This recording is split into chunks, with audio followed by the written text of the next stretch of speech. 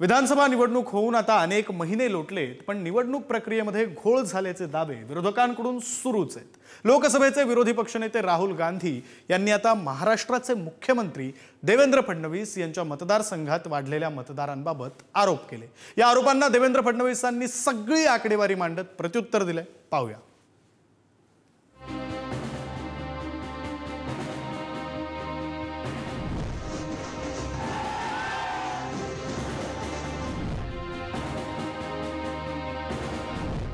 महायुतीच्या छप्परफाड विजयावर काँग्रेस नेते राहुल गांधी सातत्यानं बोट ठेवतात। वाढलेल्या मतदानाची आकडेवारी, वाढलेले मतदार यासह मतदानाच्या निकालावर प्रश्न उपस्थित करतात। आता राहुल गांधींनी आपला मोर्चा थेट मुख्यमंत्री देवेंद्र फडणवीस यांच्याकडे वळवलाय।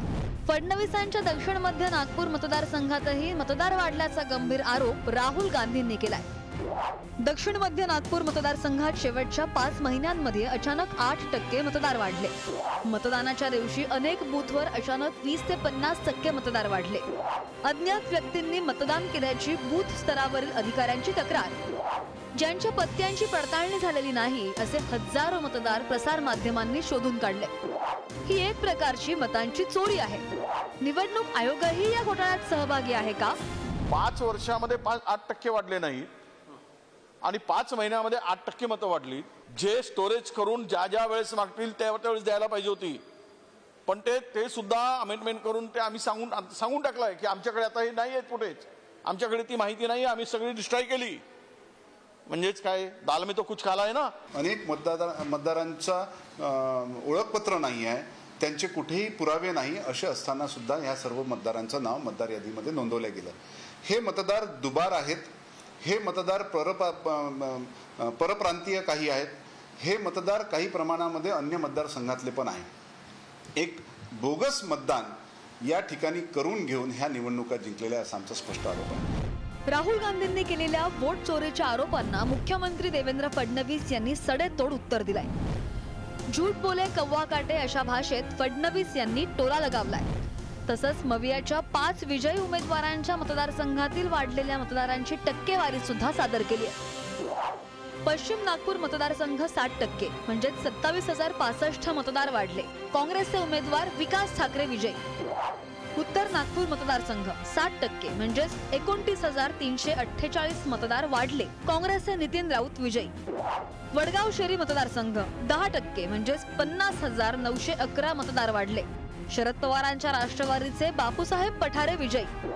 मालाड पश्चिम 11% म्हणजे 38,625 मतदारांची वाढ। काँग्रेसचे अस्लम शेख विजयी। मुंब्रा 9% म्हणजे 46,041 मतदार वाढले। शरद पवारांच्या राष्ट्रवादीचे जितेंद्र आव्हाड विजयी। राहुल गांधींचा मानसिकता बिघडली असेल, त्यांची हार त्यांना सातत्याने दिसते। त्यामुळे वैफल्यग्रस्त झालेले राहुल गांधी हे माननीय देवेंद्रजींवरती आणि महाराष्ट्र भाजपावर टीका करत आहेत। मतदाराची वाढ, मतदाराची नोंदणी ही राहुल गांधी समजण्याच्या पलीकडे, आणि त्यांचे राज्यातले नेते जे त्यांना ब्रीफ करतात ते चुकीचं ब्रीफिंग ते तसं खाली उतरवण्याचं काम करतात। त्यामुळे मला वाटतं वैफल्यग्रस्त झालेले राहुल गांधींना आता मनोरुग्णाची गरज आहे। राहुल गांधीच्या म्हणजे डोक्यात फरक पडला जसं म्हणतो, किंवा मानसिक त्यांची स्थिती गडबड झालेली आहे, आणि ते ज्या प्रकारे आरोप करतात आहे, कधी एका विधानसभेवर नंतर दुसऱ्या विधानसभेवर, आणि मला असं वाटतं की ज्यावेळेस काँग्रेस पक्ष निवडणुका जिंकतात त्यावेळेस राहुल गांधीला कोणताही आक्षेप ईव्हीएमवर नसतो। राहुल गांधी या भ्रमात होते की महाराष्ट्रामध्ये काँग्रेसची सरकार येणार, महाविकास आघाडीची सरकार येणार, पण तो मला वाटतं भरमनिरास झाला आणि त्यांच्या डोक्यावर परिणाम झाला, आणि म्हणून ते या प्रकारचे वक्तव्य करतात। विधानसभेवेळी संध्याकाळी 5 वाजेपर्यंत 58% मतदानाची नोंद झाली होती, पण अंतिम आकडेवारी 67%वर पोहोचल्यानं मवियाकडून वारंवार शंका उपस्थित केली जाते। दरम्यान 6 वाजेनंतरही मतदान सुरू होतं, त्यामुळे शेवटच्या तासात टक्केवारी वाढली असं निवडणूक आयोगानं म्हटलंय। मात्र राहुल गांधींनी यापूर्वीच्या मतदानाची टक्केवारी मांडत निवडणूक आयोगाच्या स्पष्टीकरणावर सुद्धा आक्षेप घेतलाय।